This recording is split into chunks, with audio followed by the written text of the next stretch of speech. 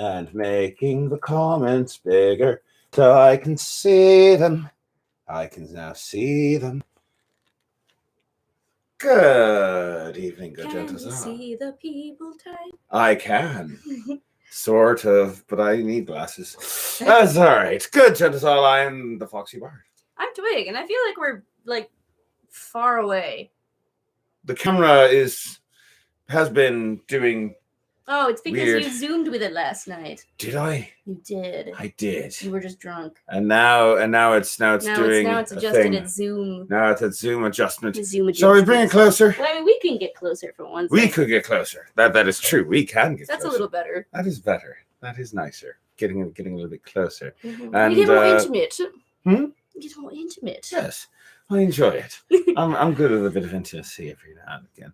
Good gentlemen, I am the Foxy Bard. I'm Twig. And welcome to Foxy's History Hour. And you will see that behind us there is a brand new map. 'Tis no longer a map of Europe. 'Tis now a map of Northern Africa. The northern part. Just the northern part. So yeah, it's the proportions are all off because I have no sense of proportion, but there's a Horn of Africa over there, and then there's Ethiopia, and there's Egypt, there's the Middle East lake thing. Actually, that's the Red Sea. That's the Red Sea. That's the Red Sea. That is the Red Sea. It looks like a slug.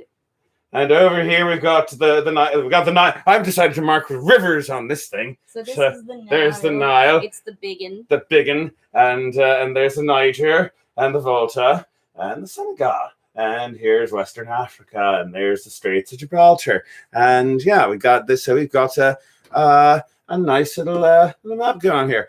So today we are going to be covering Mansa Musa. Hello, everyone who is here. That is, by the way. Hello, by the way, let me try that again. By the way, hello to everyone who is here. That was the words that meant to come out of the mouth going. We will be doing a Pride episode, by the way. It just won't be, obviously, this episode. But this series will probably only last 1, possibly 2 episodes. We'll see what happens. I've got about 2/3 of a jar of moonshine left. So basically, our intention is to do the Pride episode either next week or maybe the week after.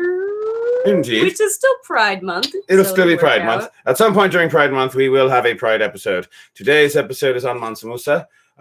Second Crusade, alas, did not win the vote. But it was a close second. It was. It was a close second. So next vote, we'll see. Maybe Second Crusade will make it that time. Next Shabbos is Pride Shabbos. There's a Pride Shabbos. That's good to know. Oh, cool. Or Pride Shabbat, depending on your pronunciation. What if you... And it begins. So today we'll be talking about Mansa Musa. So remember how 2 weeks ago we were talking about Eleanor of Aquitaine, and my head was right in front of Aquitaine? Yeah, I do. Well, have you strategically placed your head right in front of Mali? Strategically placed my head right in front of Mali. So our story begins in Mali, which is behind my head. So I'm actually going to scooch over this way just a little bit, just to there we go. And now I feel like a weatherman. And maybe you should have a pointer. Here. Yes, and here we are. We will be expecting trade caravans coming up and down between the coast and the Sahel to the south, and we will not be expecting European colonialism coming in for at least another 200 years.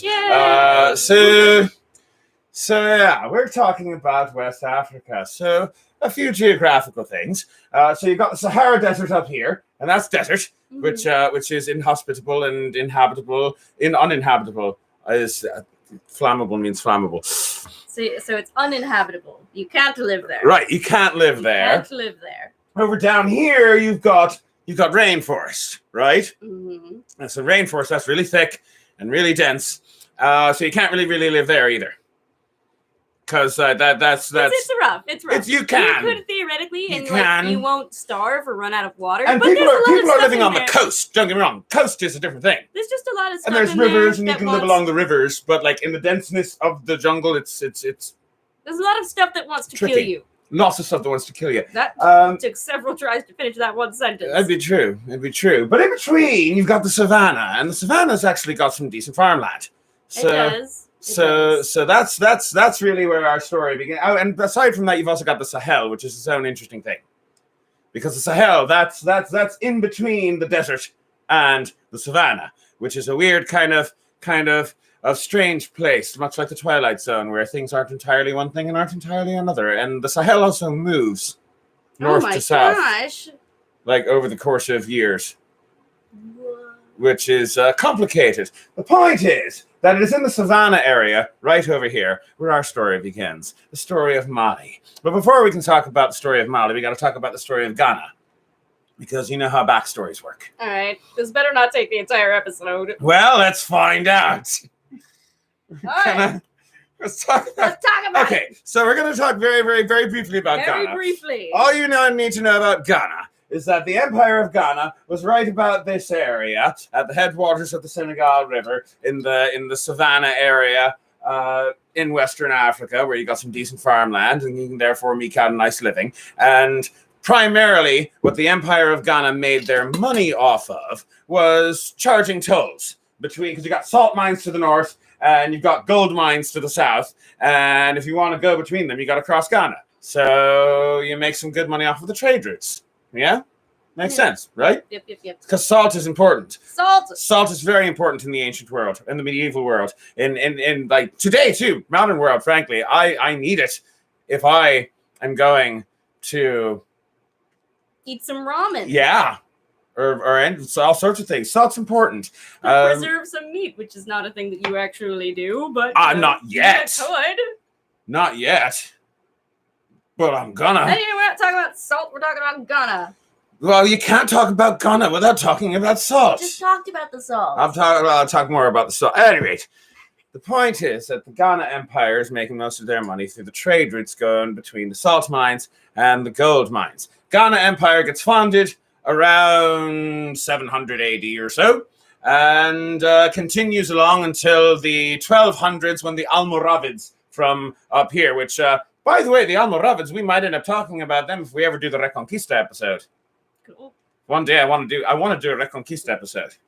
And if we do in a Reconquista episode, the Almoravids will play a part, because they were doing stuff up in Morocco and stuff up in Spain, and there's a whole complicated thing. But the bottom line is they also came down here and attacked Ghana, which didn't destroy the Ghana Empire, but basically turned it from an empire into a very loose confederation sort of dealy kind of thing. You know what I'm talking about? Mm-hmm. You understand? Mm-hmm. It's not what it once was.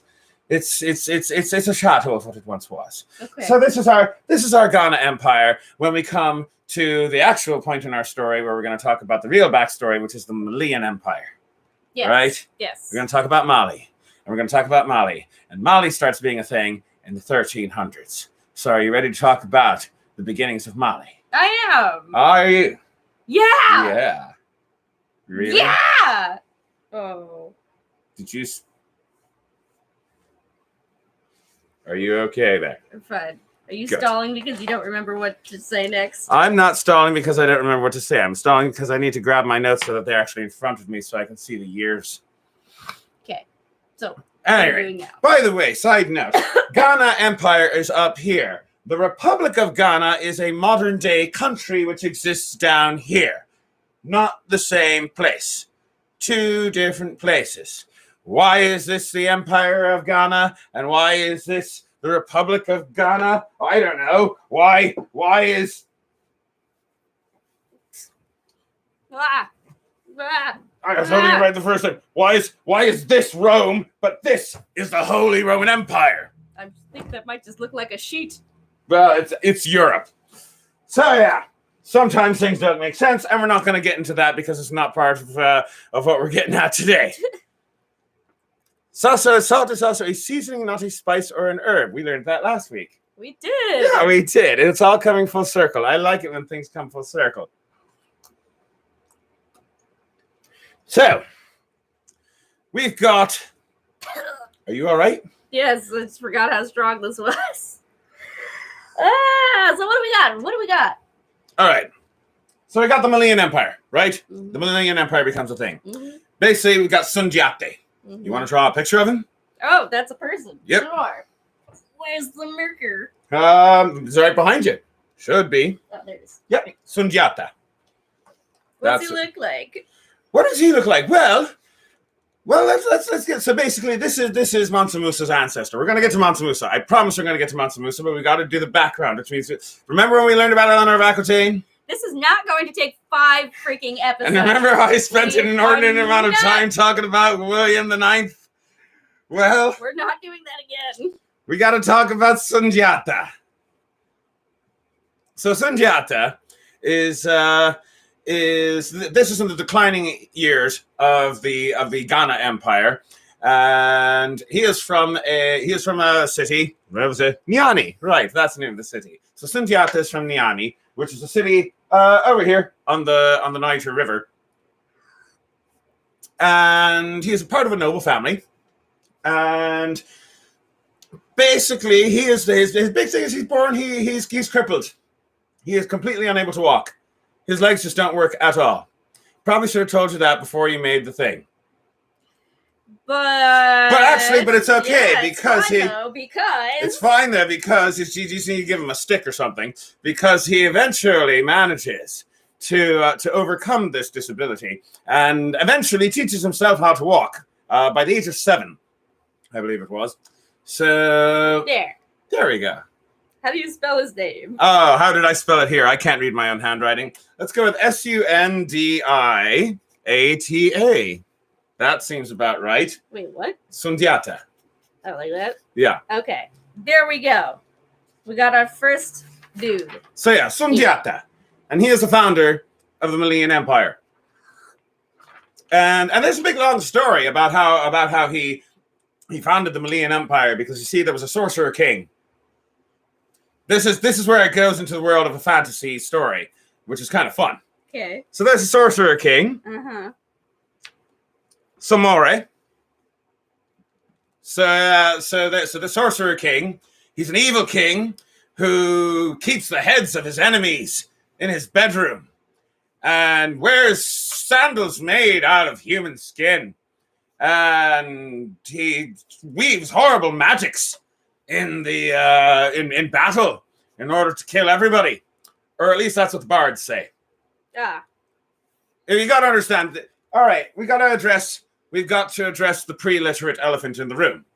Much of what we know about the history of this area comes to us not from written records. It comes to us from oral histories. And that, by the way, is not to demean it or say that it is less because it is not written down. I mean, after all, the Iliad and the Odyssey were told orally before they were written down. Beowulf was told orally before written down, and these are considered to be classics of literature. So, oh my goodness, that's fun. There. What's this guy's name?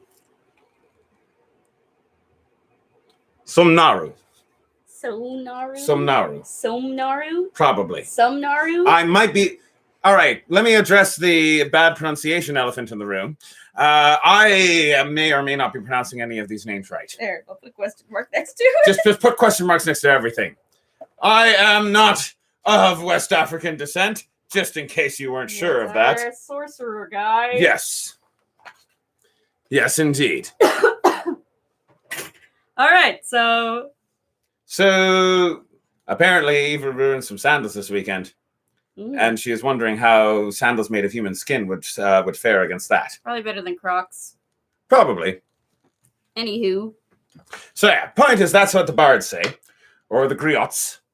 Never trust a bard, especially one that tells you history. Yes. So yeah, that's the griots. Oh, I get it now. That took me a minute. The griots are the bards of West Africa. And they're the ones who keep the history, and they're the ones who retell it. And of course, the issue with oral traditions is that it does have a tendency to morph over time, more so than a written tradition does. Things get exaggerated for dramatic effect. You got to keep the listeners. So, did this guy have sandals made of human skin? Maybe. I choose to believe the bards because I am one. So yeah, he was a horrible, horrible, evil sorcerer who had sandals made of human skin. And Sundiata, remember Sundiata? So basically, he decided to pull together a coalition of 12 tribes in this general region, in the ruins of the Ghana Empire, and managed to unite them in a battle against the evil sorcerer king, and they killed the evil sorcerer king. So he's not really going to be part of our story anymore. But I'm glad that we made the picture anyway. Well, thank gosh. But yeah, so he becomes the new king, and he gets a new title, and that title is Mansa. Because remember, we're talking about Mansa Musa. So this is really just a story to tell you about what Mansa means. Mansa is not a name. It's not his first name. That is correct. It's his title. Mansa is a title which means conqueror? ? Yeah.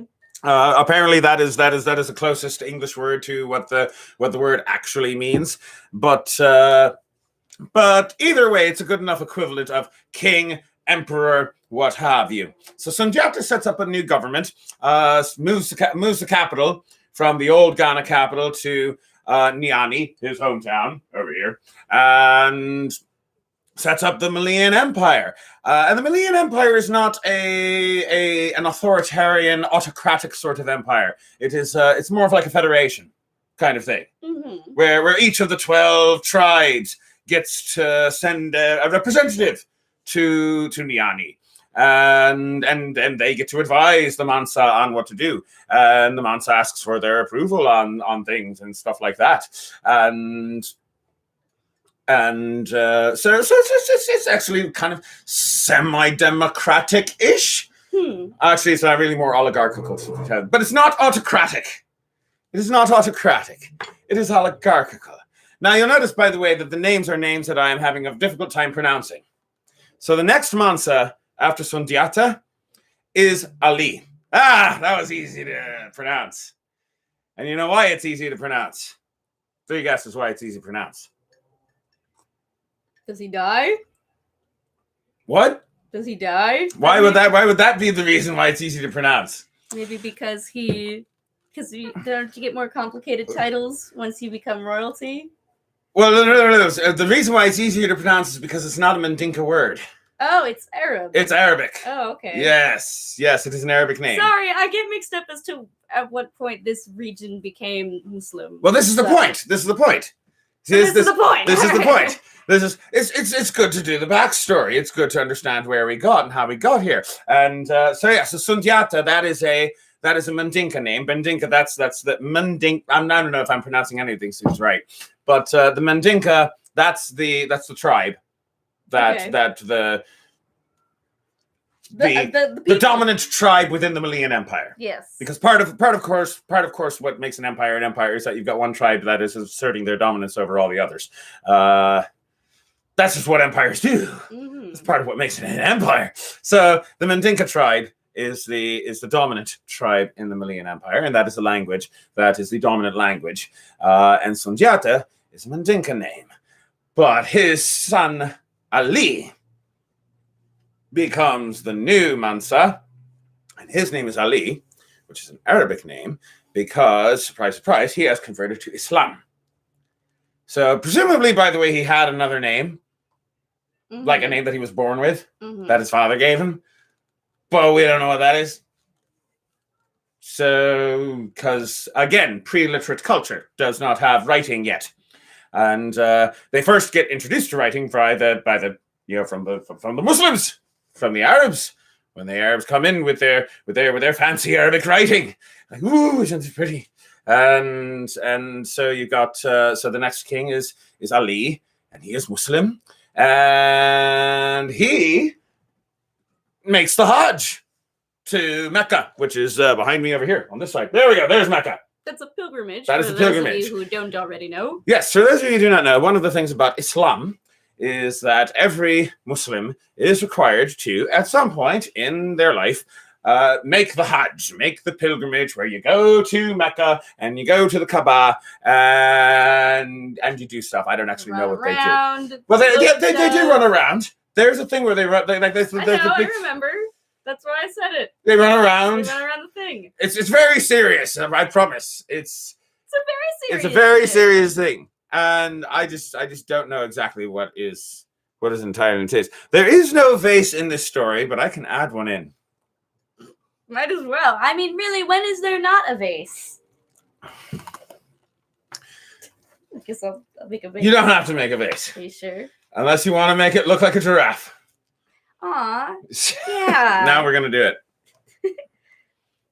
All right, so the point is, so we're still setting up the backstory for Mansa hurry Musa. Up and get through your backstory. Well, here's the thing. If you're really going to understand Mansa Musa's reign, you do have to understand how the empire came to be before him, right? We'll talk about it. All right, so we're talking about. So remember how the empire of Ghana, the empire that came before Mali, they got all of their money by trade, right? For the most part. Yeah. I mean, they had Savannah. They had control of Savannah. They had control of Savannah territory, which meant that they had food, right? Because you got to have food if you're going to be able to support anything, right? Mm-hmm. Got to have the food. And then they're making their money through the trade routes because you got salt mines up here and gold mines down here and trade between the two, right? Right? Yes. So Sundiata and later his son Ali both figured, why just make money off the trading between those things when you can also like conquer those things? Yeah? Huh? Yeah. Yes, what? Sir? I meant yes, what are you saying yes to? I don't know. You asked right, and I said yes. Not very well. So yes. So what I was saying is trying to make sure that I was paying attention. Yes. You don't do the teacher thing. Were you paying attention? Not really. Not really. All right. I'm making a giraffe. I understand you're making. So remember how I said that Ghana was making money off of the trade between the salt mines and the gold mines, right? Why, yes, they are making money off of the salt and the trade and the gold mines. So Sundiata and Ali and the new Malian Empire figure, why make money off of the trade routes between the two when we can also conquer the salt mines and the gold mines? Okay. Make sense? Yes. Leave me alone. I'm making my giraffe face. I'm just making sure you... It's really better if I'm paying attention as much as they're paying attention.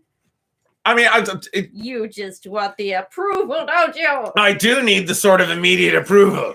I mean, they make comments, and I do appreciate. I do appreciate the Prince Ali, fabulous he, Ali Ababwa comments. I really do. I appreciate it, but they aren't actually here, and if it helps when there's people that are. It's all right. It's all right. You continue with the giraffe. I am. It is a glorious giraffe. Thank you. So yeah, Sundiata then proceeds to conquer the gold mines down here and the salt mines up there. So that helps with with money. Money's important. They also conquer further westward until they get to the coast. And basically, they've set up themselves a nice little empire where they control the Senegal River, they control the headwaters of the Niger River, and they control all the way up the Sahel to the edge of the Sahara Desert, which means, of course, that they control the oases and the trade posts that are the furthest end of the trade routes that go up across the Sahara Desert. Because the Sahara Desert, it's inhospitable. This is a horrible thing. It might as well be an ocean, and you can't. There's just little islands of oases in between, and nobody wants to live there, and very, very, very few people do. And basically, the only reason you go there is to get across it, to try and get to the other side. And there's people up here who want stuff, and there's people down here who want stuff, and they travel back and forth across the desert. And if you can control all of these little oases just at the edge of the desert, well, you can get all of the money coming in from that. All the money coming in from that, and that is absolutely what you want if you are trying to establish yourself a good empire. Especially if you want, something like a standing army, which Sundiata decided he wanted, and I do wish to emphasize just how impressive this was in the 13th century when Sundiata is doing this, because remember, up in Europe, there's no standing armies up in Europe. Up in Europe, if you're a feudal lord, you've got your retinue of soldiers, and they have like a small group of them, and they're your vassals. If you're a king, you don't have a standing army. You got to call on your feudal lord, your underling, your vassal, and ask him for his army, because he doesn't have a big army either. And then you got to go to that one and ask for him part of his army, and it's very inefficient when you think about it. Much better to just have a standing army that you pay for. Giraffe. And now we have a giraffe vase. It's a giraffe vase. It looks maybe more like a cow. but it's supposed to be a giraffe. It's a giraffe face. Yay. Yeah. Now we have a new vase. This was very important. Do you like your vase? Yes. Very well. So Mali has established this nice little empire with access to the trade routes, which are important. And under Ali, they convert to Islam. Although here's the thing: not everybody converts to Islam. So the nobility, they've converted to Islam. The king and his family, they've all converted to Islam. Elizabeth likes your giraffe vase. I worked really hard on it. Thank you. Indeed. So yeah, the cheapest way to pay for things is with money. So which is why it's good to have a standing army that you just pay for with money. And if you've got the gold mines, then you can afford to pay them the money because you've got the gold. And they've got access to the Sahara, to the savannah. They all start with S. Sahara, Sahel, Savannah. Right. They've got access to the savannah, which means that they can grow the food to feed their armies and feed the labor force. That's also important. And standing army. Islam, that's what I was talking about. So Islam is, the people in charge are Muslim. The traders and the merchant class are Muslim. Most of the commoners still practice the old religions. Mm-hmm. That being said, they are very much aware of Islam, and they've heard of the teachings of the Prophet, and a lot of Muslim ideas are starting to kind of work their way into their religion and their way of doing things and their way of life, and it is starting to have its effect. But they are certainly not Muslims. And amongst those who are Muslim, which is to say the upper classes, well, they might be Muslim, but that doesn't mean they're going to necessarily do everything the exact same way that the Muslims up in the Middle East are doing things. This is a different culture, after all. So, for example, and Ibn Battuta talks about this. Go ahead and make a picture of Ibn Battuta. Let's talk momentarily about Ibn Battuta, just for a moment. Ibn Battuta lives after Mansa Musa, so he's late 1300s. But he is a professional smart person who manages to go on an epic road trip from Spain to China and back, and everywhere. Like you think Marco Polo had an amazing trip? Yeah. Ibn Battuta had an amazing trip, and he wasn't even a trader or a merchant or anything. He was literally just a scribe, a scholar, a professional smart guy, and he went through this whole thing. He was originally from Tangiers, I believe, and he visited the Malian Empire, and one of the things that he noticed about the Malians is that they were an awfully egalitarian society, and he should have a beard. He should totally have a beard. Sorry, okay. Like bigger than that.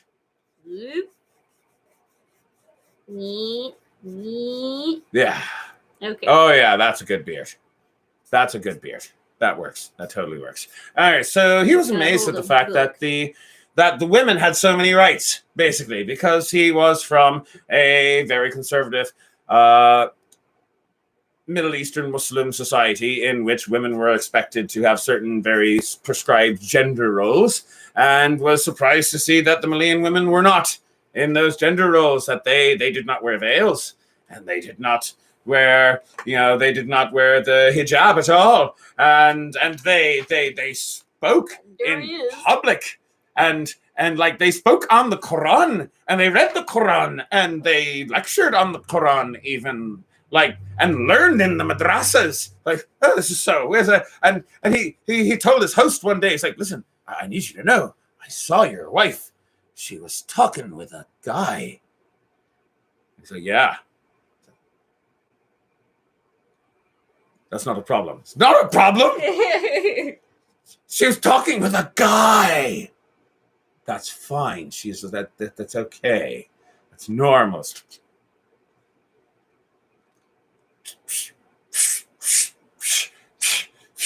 Basically, it's like being in Crown Heights. Ooh, hot take. I know. Hot take. Anyway, so yeah, a little bit of a culture shock there. So I also mentioned Ibn Battuta, by the way, because he's where we get a lot of our information about Mansa Musa in particular, which basically brings us to Mansa Musa. Mm-hmm. So yeah. Finally getting to him. We're getting to it. We're getting there. We are getting to Mansa Musa. So yeah. So the Malian. I'm just double checking my dates. So the Malian Empire, under Sundiata, right? So that is 12. What was it? 1235. 1235 is when the Malian Empire gets established. So now let's fast forward to 1312. 1312 is when Mansa Musa becomes king. Although actually we're going to rewind a little bit back to mention that he was born in 1280. Okay. So he was 30. That would make him 32 when he became king. All right. But we're going to rewind just a little bit to before he became king, to his predecessor. Okay. His predecessor, who is Abu Bakr. Actually, Abu Bakari. Okay. All right. Abu Bakari. Same. At this point, because here's the thing. Remember how in Europe everybody's got the same names? Yeah. It's the same thing here. Yeah, it's sort of a thing with a lot of different, Yeah, cultures. you've got your dominant culture, and they're the ones who decide what the names are, and then everybody has those names. So here we've got a Musa, which there's Musas also like remember Ibn Battuta? So Ibn Battuta means the son of Battuta. You know what Ibn Battuta's name was? Musa. Wow. What a coincidence. Actually, it was Musa Mahmud, or was it Mahmud Musa? Either way, they're using and Mahmud is just short for Muhammad. So this is the Middle Ages. But for every culture, there's like 20 names that get reused all the time. Mm-hmm. So Abu Bakari is Musa's predecessor. Abu Bakari is a pretty good king. Mm-hmm. Does a fairly good job, ruling the kingdom, collecting taxes, keeping that standard, that standing army going, mining gold, mining salt, making money off of mining gold and salt because gold is money. And that's making money right there. Pull it right out of the ground.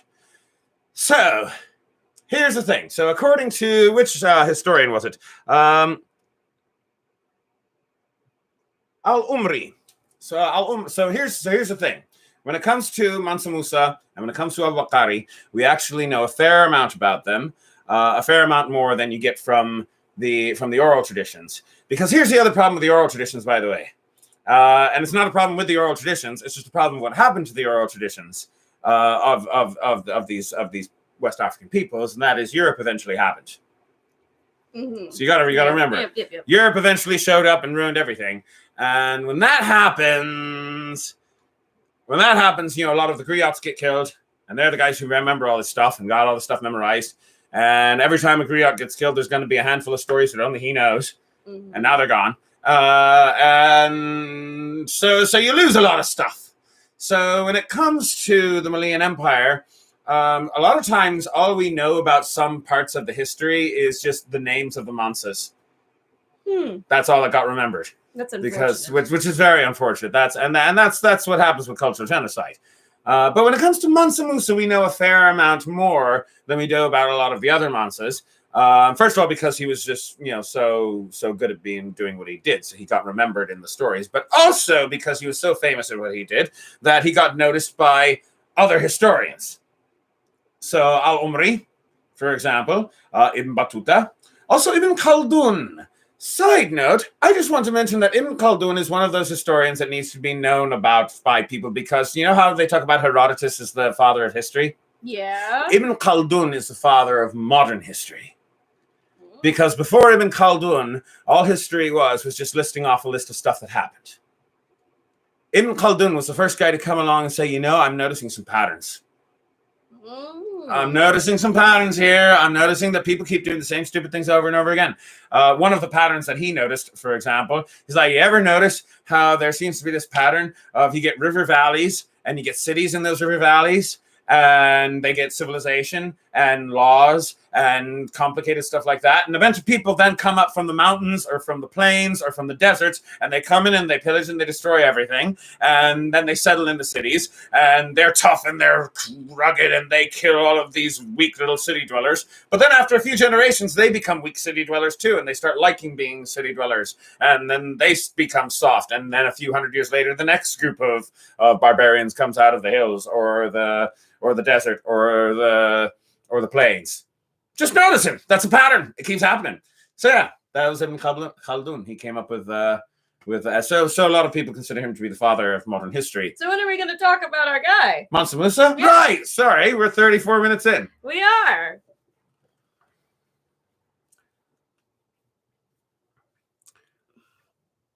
You can check the comments later. I just want to see what the comments are as we see them.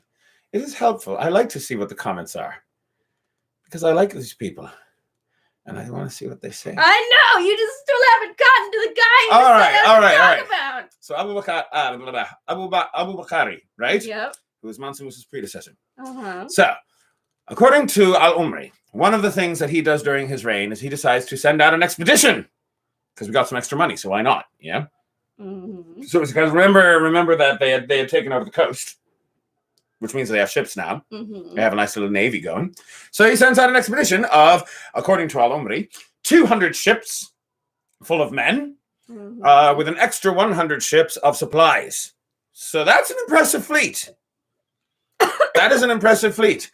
That number may or may not be exaggerated, but even if it is exaggerated, the original fleet would have had to have been pretty darn big in order to, in order to get that kind of an exaggeration in the first place. Know what I mean? Yeah. Yep. Yes. I'm sorry. Are my yeses not enough for you anymore? I just want... The biggest thing is I want to make sure that I'm making sense. Yeah, well, I would say no if you weren't. Very well. You sure? I'm positive. Very well. All right, I'm also going to move over here because I'm done pointing at the map for a while. This is an awkward setup with you being like red. Like, yeah, I feel like I'm mostly turned away from the camera. So very well. So I shall move back here for a bit, and then I will point to the map then when I need to. So he puts together this fleet, and he sends them off into the Atlantic Ocean with a mission to find out if there is an edge to it. Okay. So this is impressive because remember this is 13 at this point 1310. So this is 180 something years if I'm doing the math right before Columbus. And he's already thinking about a transatlantic voyage.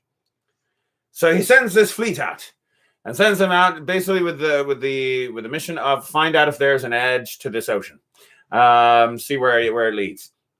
And it is kind of like passing notes during class. It doesn't seem like that. Except I'm the teacher who likes to see the notes.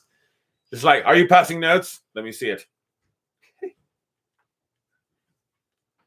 Yes. I know that Becky is interested in little Johnny. But I also know that little Johnny is interested in little Timmy. Too bad neither of them know about Mansa Musa yet. I know. We're getting there. This might just take 2 episodes. Oh, fine. Fine. Sorry. Or, 7. Who knows? It won't take that long. I promise. We look. It's we're 40 minutes in, and I am already at Mansa Musa's predecessor. Wow. We weren't even at that stage when we did Eleanor of Aquitaine. All right.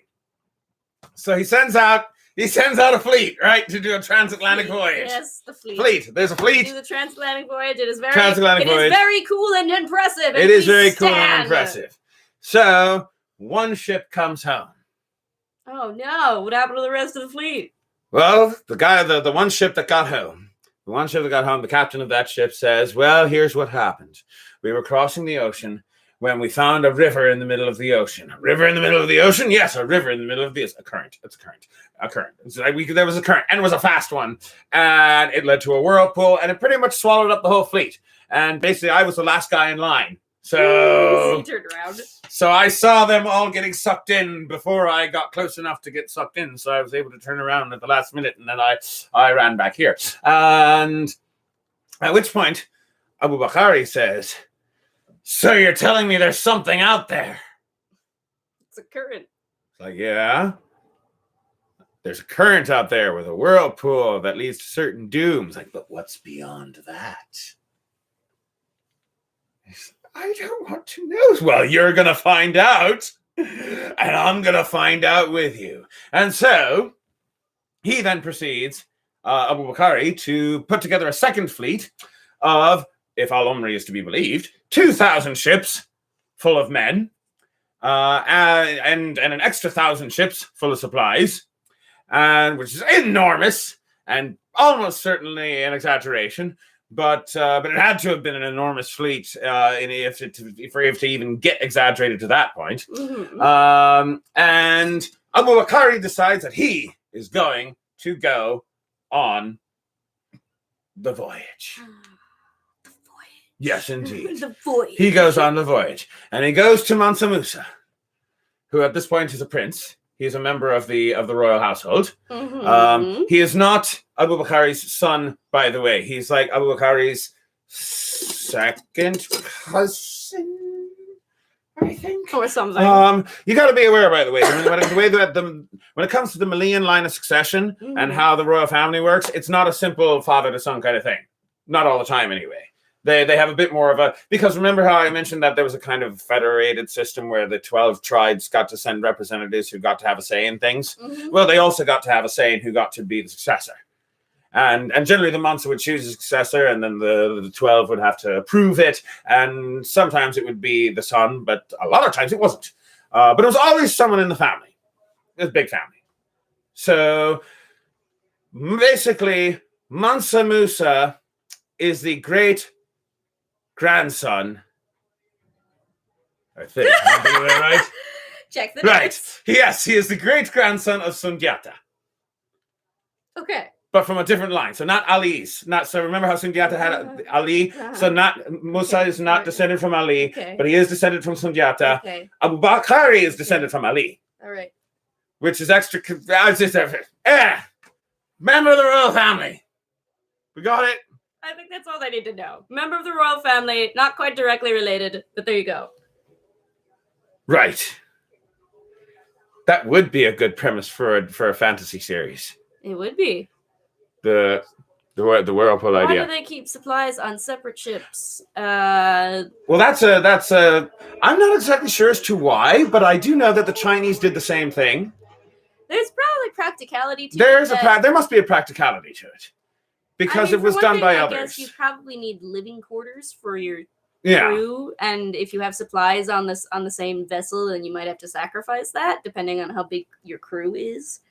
There must be a practical reason behind it. Yeah, I mean, I guess maybe it's also like a protection thing. It might be a protection thing, just in case of problems. In case of problems, depending on what the cargo is. But yeah, I do know that this was not a unique thing to the Malians. Other cultures did this. I've heard accounts from other, like the voyages of Zheng He.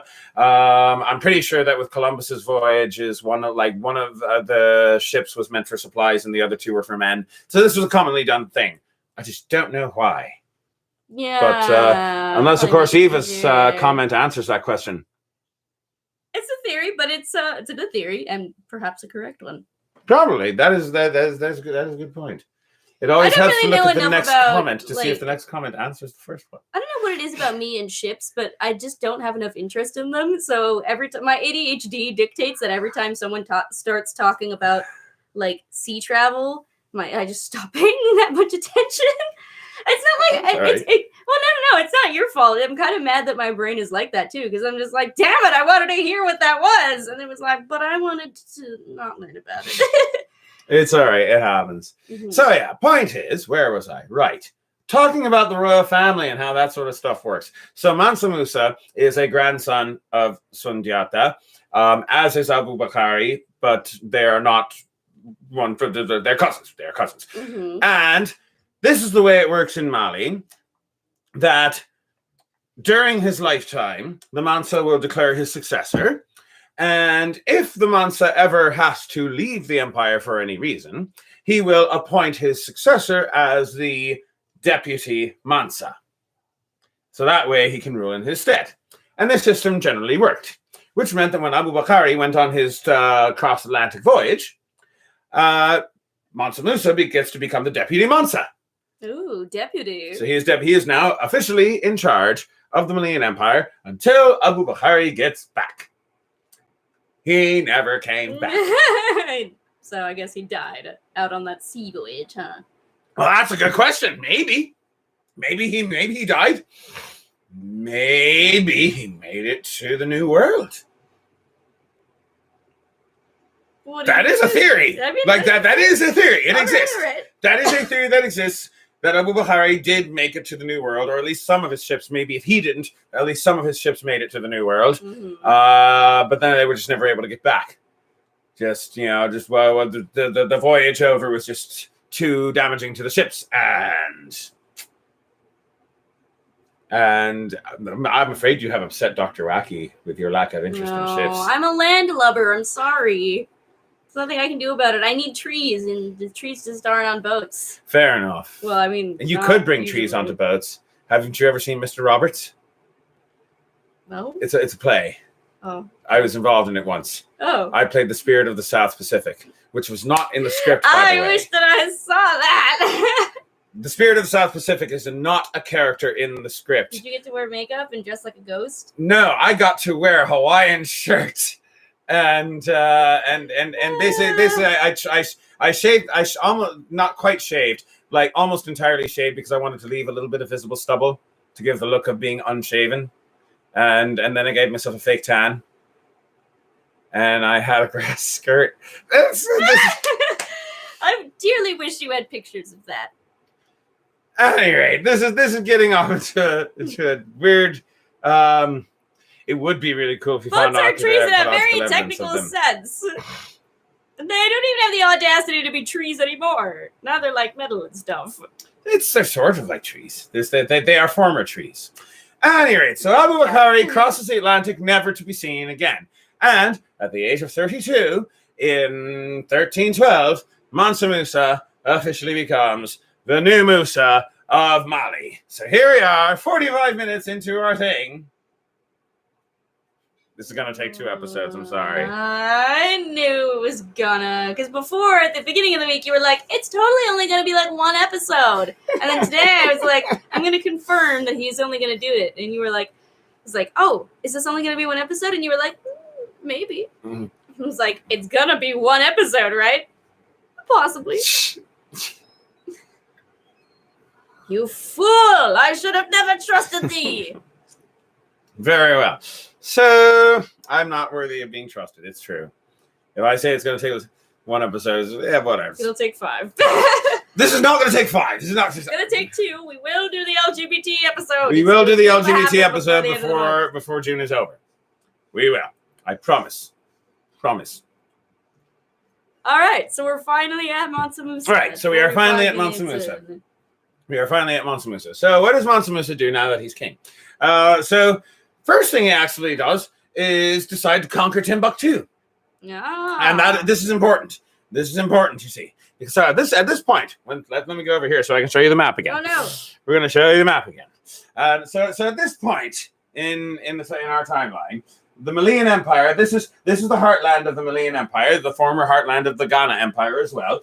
And they've managed to conquer all the way out here to the sea, which is why Abu Bakari was able to make his transatlantic voyage. So now, in the meantime, now you've got the city of Timbuktu, which is right about here on the Niger River. And the city of Timbuktu is very, very high up, very high, northward. It is on one of the northernmost parts of the Niger River, which means that as far as trade cities go, it's really, really important. Because remember those trans-Saharan trade routes that go from the Mediterranean down to here? Right? You remember this? Yes. Do you remember the trade routes? Yes. This is all about trade routes. This is all about economics. And gold. Wow. And trade and salt and camels. You know what it's not about? Mansa Musa. We're getting there. So, what about it? All right. So the point is that if you're going on the trade route across the Sahara Desert, eventually you get to the oases and you get to the savannah, but that doesn't mean you've gotten to civilization yet. You haven't really gotten to civilization yet until you get to Timbuktu. That is really the northernmost city on the Niger River, and it's on a nice river, which means you've got irrigation for crops and stuff, which can support a big city, right? Yeah. Right. Big cities, crops. And also this part of the Niger River is fairly navigable, which means that you can travel along the river from Timbuktu to other cities. Other cities like Gao, which is further down here along the river. And we're going to get to Gao in a minute. So. It's like a subway, but with more boats. Oh, the river. Yeah. I thought you meant Gao. No. Gao, he's totally like a river. Well, that's a city. Oh. It's also a character in an RPG. Really? Yep. Good to know. Anyway. Which RPG? Final Fantasy VI. Ah, although fabulous. he's like the worst character in that one. Got to know. I will avoid. Anyway. Timbuktu. Mansa Musa conquers Timbuktu. And this is very good for him because it's a big trade city. It's a big city. Very big city. Very big city. Very big trade city. And then he decides that he's going to go conquer Gao. Okay. All right? Mm-hmm. So, but before he does, he starts getting ready to conquer Gao. He starts, getting the army over there. But sieges take time. You know how sieges take time. Mm-hmm. Right? Mm-hmm. Sieges take time. Mm-hmm. So... We don't need my approval for that. Oh, no, I was talking to you. Oh, for what? Why you just asked me for clarification on that a bunch of times. Well, I just want to make sure that you remember that sieges take time. Okay. The point is, it's going to take time. I verified this claim. So, at this point, just double checking the year on this, 1312. So this is that's the year of his coronation. 1324. So 1324 is when he starts to besiege Gao, right? Mm-hmm. So he's taken Timbuktu, and he's also done a very good job of building it up, and we're going to talk more about that soon. Okay. And now he's besieging Gao. It's 1324, and he has gotten to a point in his life where he decides that he is going to make the Hajj. The pilgrimage! The pilgrimage to... Now you get to come on this side. Mecca. It's on the other side of the slug. Which is on the... Slug? It looks like a slug. What does? The river. I mean, the sea. The sea looks like a... It's a sea slug. Oh, good God. It's a sea slug. It's... All right, I see it. I can see the slug. I mean, look at it and tell me that doesn't look like a slug. I'm pretty sure it does. It's a sea slug.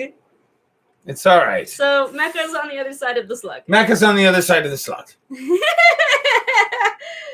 That was such a look of disappointment. Oh, I felt it in my soul. It's all right. It's all right.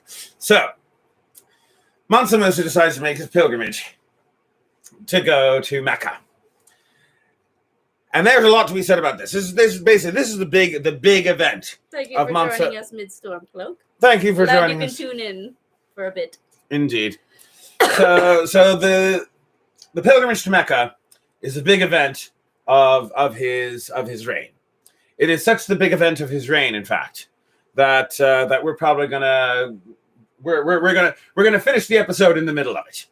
Okay. In the middle of his pilgrimage. The middle of the pilgrimage. And then we're going to have to start next episode. That's where all the fun stuff happens. Yeah. And then we're going to have to start the next episode in the middle of that pilgrimage. Right? So Monsoon Moosa decides that now's the time to go on pilgrimage. But it's in the middle of the siege of Gao. So he leaves a general in charge of that. What was the general's name? Sagmandia, which I'm probably pronouncing wrong. This general he's got a Mandinka name, not an Arabic name. So I'm not sure if I'm pronouncing it. I'm not even sure if I'm pronouncing Mandinka right. Mandinka. I'm not sure. I'm sorry. I am sorry. I am sorry for my potential. I'm trying my best with the right. So Sagmandia, the general, he's you might as well make a picture of him. Oh, is he gonna come also, back? Well, he will. Yes, he will. Also, you haven't made a picture of Mansa Musa. All right. Or Abu Bakari. Oh, yeah. Well, I guess I'll make up for it now, I guess. Make up for it now. I forgot that was one of my responsibilities. That's all right. Blame the moonshine. That's fine. The moonshine is, to be fair, strong as I go to pour myself a third cup. My God. I haven't even gotten through my second yet. That's all right, darling. It's all right. I don't need to go anywhere tonight, and I know where my car is. So that's a good thing. Yes, it is.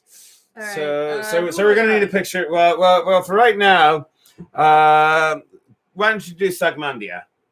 Right. He's the general. I don't even know what any of these people are with. It's hard to do this because I don't really know what the outfits would look like, you know? Well, he's a general, so you might as well give him a sword. Do you wear a sword? Well, yes, you do wear a sword, but not as clothing. Well, I mean, I'm not really 100%. We can do some research on that between now and next episode of what their clothing looks like. Okay. Because frankly, the only pictures I've seen of the clothing for these people are pictures that are made by Europeans from the time. So at least they're period accurate. They're just not culturally accurate. Everybody a flowing robe. And I've seen modern artists' depictions of what their clothing look like, which may or may not be period accurate, because we're hoping that I know where the towel is. The towel is in the car. I'm hoping that basically when it comes to the modern pictures, I'm hoping that they did the research. And when it comes to the period pictures, I know that they didn't. Because they're from Venice, or wherever. So guess. Okay. We're just gonna guess as to what their outfits look like. I'm gonna give it the skirt and legs, and give him the cape. Anyway, so while you're giving him his cape, so Mansa Musa heads off to the Hajj and leaves Sagmandia in charge. And I would just like to address for a moment just how impressive that is. Because if you will remember, back when we discussed the First Crusade, we talked about Raymond de Toulouse, old Captain One Eye, and how he went off on crusade, and the Pope went to William IX, the troubadour, and said, hey, you should go on crusade too. And William IX was like, actually, I'd rather stay here and possibly take Toulouse while Raymond of Toulouse is off on crusade. That was the sort of thing that happened when it came to crusades. And if we ever do second and third crusades, we'll see that this is a repeating pattern where the king or the lord or whatever goes off halfway across the world on crusade, and while he's gone, he ends up dealing with rebellion or his neighbors invading or whatever. But here in this situation, Mansa Musa is besieging Gal, and in the middle of it decides, I'm gonna go on Hajj, and I'm gonna take a huge retinue with me, and we're gonna get into his retinue. And What's this guy's name again? Sagmandia. So Sagmandia. Again, I don't know if I'm pronouncing these names right. We're spelling them correctly. We're spelling them matter. I'm pretty sure the spelling is right, but that may be wrong too. Yeah, so go ahead and hold that up. All right. So there's Sagmandia, and I like it. I like it. He looks Roman. I know. That's all right. It's cute. I didn't want him to look Roman, but then he ended up doing it anyway. Oh well. It's all right. I like it. I wanted to give him the hair. I don't know. Fair enough. But yeah, so you might as well make a picture of Abu Bakari, the one who takes the transatlantic voyage. Are we even going to talk about him again? We will when we do the review next week. Might as well. So yeah, remember, he's a sailor. So well, I know exactly how to draw him. Oh dear, I am going to regret this, but it's all right. But yeah, I just want to point out that in the 14th century, for a king to make a trip across continents and leave his realm unattended was a risky thing to do back in the 14th century, and yet Mansa Musa does it without batting an eye and leaves his general in charge and is completely confident that everything is going to work out. Spoiler alert, it does. It actually yeah, it actually does. It actually does work out. So we'll get to that. So that's showing some balls right there. So Mansa Musa heads out on his Hajj along with his retinue. Did I mention he's got a retinue? Oh, yes. Retinue. Now, when it comes to this retinue, the records of how big his retinue was come to us from Ibn Battuta and from Ibn Khaldun and from Al Umri. So What's this it guy's is. name again? Oh, this guy Abu Bakari. One name. There we go. Said he was a sailor. He's a sailor. There he is. Yeah. And there's Abu Bakari. This happens when you give me nothing to go off. That's all right. That's all right. It's all right. It's all right. I think you're doing a fantastic job. So let's go ahead and make a picture of Mansa Musa before we're done for the day. Okay. Would he be wearing a turban? Yes. Yes. Turbans were a thing. Turbans were a thing in that region. They are still a thing today. Turbans are very good for when you cross in the desert, frankly. They're good for keeping sand out. I have tested this. It works. But yeah. And he probably would have had like a little crownlet coming out the top. He's the king. So yeah. On top of the... Yeah. yeah. Yeah, why give not? him a beard too. Records of how big his retinue were come from secondhand sources from the Middle East. So how trustworthy are these sources? I choose to believe that they are at least half trustworthy, which if you add the three of them together, makes them 1.5 trustworthy. So yeah, my math is questionable. So how big was his retinue? About 60,000 people. Ooh. About 60,000 people, according to the highest of the records. The lowest of the records say somewhere around 10,000. So either way, that is absurd. To put that into perspective, like in medieval Europe, 60,000, that's like the population of a place like Florence. 10,000, that's the population of a place like, Dijon or Nantes or something like that. You know, big cities like that. You know, like this a city's worth of people. Somewhere between 10 and 60,000 people. How do you like this? I like that. I like that as Mansa Musa.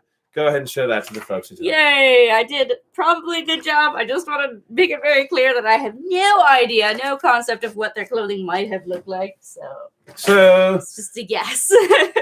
But yeah, so according to the records, somewhere between 10 and 60,000 people. So you see, Dr. Wackney, that was sort of the joke. That's all right. So, but yeah, so what was I saying? 60,000, between 10 and 60,000 people. According to one account, that included 500 heralds, basically 500 guys just marching at the head of the procession, each one holding a golden staff, just shouting out, "Make way for Mansa Musa," basically. We've got about, what are some of the other numbers here? 12,000 slaves, potentially. Each slave carrying 4 pounds of gold in like big blocks. Wow. Just big blocks of gold. And how many camels? Well, but anywhere from 80 to 600 camels. This is a lot of camels. Each one of those camels carrying sacks filled with about 10 to 40 pounds of gold dust. So more gold. And then, of course, there's Mansa Musa's personal retinue of 500 personal servants. And then there's his wife. Nope. She came along. She had a name. There we are. Inani Kunate, which I might be pronouncing wrong. Okay. But I'm trying. At least try. I'm trying. Inari Kunate. And with her personal servants, she's got 500 of those too. So this is an enormous train of people. Yes, 10,000 people is a Penzik. It is. That is a Penzik. Penzik's worth of people. That's a lot of people for just the retinue of one man. And according to some accounts, when they marched, it took them a whole day. For like basically, if you were sitting here at 6 a.m. and just decide, okay, I've heard that Mansa Musa's coming through. I'm going to watch his retinue. Here at 6 a.m. The first of the heralds are coming by. You're going to be here all day. Bring popcorn. It's going to be until nighttime. As the sun sets, that is when the last of the baggage train has finally passed, according to some accounts. So a day's worth of camels and people and pomp and circumstance and retinue. And we are at the hour and 5 minutes mark. All right. So we'll continue next time. One other thing to mention before we quit. So as they're traveling, by the way, remember that Mansa Musa is a devout Muslim, which means that every Friday they have to stop and to go to mosque. And basically, he would build a new mosque every Friday as they were traveling. Because when they would get to a place, he'd be like, all right, I'm here. It's Friday. I'm ready to go to the... Oh, my goodness, what a tiny little mosque. Me and my retinue are never going to fit into that. All right, guys, it's kind of time to build a mosque. And so he would build a new mosque. And on the one hand, this is just for practical reasons because he's got so many people. But on the other hand, this is a big dick move. This is a big dick energy move. This is basically showing off your wealth in the most significant way possible. Of everywhere I go, I just build a new mosque for me and all of my retinue. Because I've got the money to do that, and I've got the people to build it, and I got the money to buy materials with which to construct the thing, and get it done in a day. And so yeah, that is impressive as hell. And so he travels across the Sahara with his enormous retinue until eventually he gets to Cairo. And that is where we will pick up our story tomorrow. Right there. See, right there, show. More or less. Yeah. This big squiggle right here is the Nile. That's the Nile. Yes. So Cairo's right about there or so. And he was going to arrive in Cairo. And that is where we'll pick this up tomorrow. He hasn't even gotten to Mecca yet. It's all right. I thought I could do this in a day. I was wrong. I knew you were going to be wrong. It's all right. It's all right. I promise that I will get it done next week so that way we can do something for Pride Month. Yay! I promise. We'll do it. Any days. Yes. So thank you very much, good gents all. If you have enjoyed what you have heard and seen, you may feel free to click the like button. The more people who click the like button, the more that the algorithm likes me. And the more that we can purchase more moonshine, which I'm on my third shot of. I am so going to have a headache in a minute. I actually think I drank less than you last night, and I woke up a little bit hungover. So I don't know how you're tanking all of this alcohol. I'm a freak of nature, that's why. Join us this Thursday at 6 o'clock for Cooking with Foxy. And join us this Thursday at 9 for Foxy's Drinking Hour. That is right, we are changing some of our times because fairs are going to be opening up again, so we're going to be starting to do those again. And so Foxy's Drinking Hour will now be moved to Thursdays at 9 o'clock. After the cooking show. After the cooking show. Will still be Thursday at 6 time. We're going to test out how it works with doing 2 in a row. Yes. But tentatively that's how we're intending to do it. And this show in the future will also be moved. So yes. Right. Yeah. So join us for Foxy's History Hour. Possibly not next Sunday. It might be Monday, might be Tuesday. We'll figure that out. We're going to figure that out one day at a time. Right. Thank you very much for stopping by. Follow the Facebook page. Yes. If you're on Facebook to see updates on all of them. Follow us up on Facebook. On the schedule changes. Yes. We'll also try to announce it on YouTube if we can figure out the function for that. So, yes. Right, we'll figure this out. Enjoy your evening. And I'm going to click the thing. Yay. I have to click it again. 2 things. 2 things.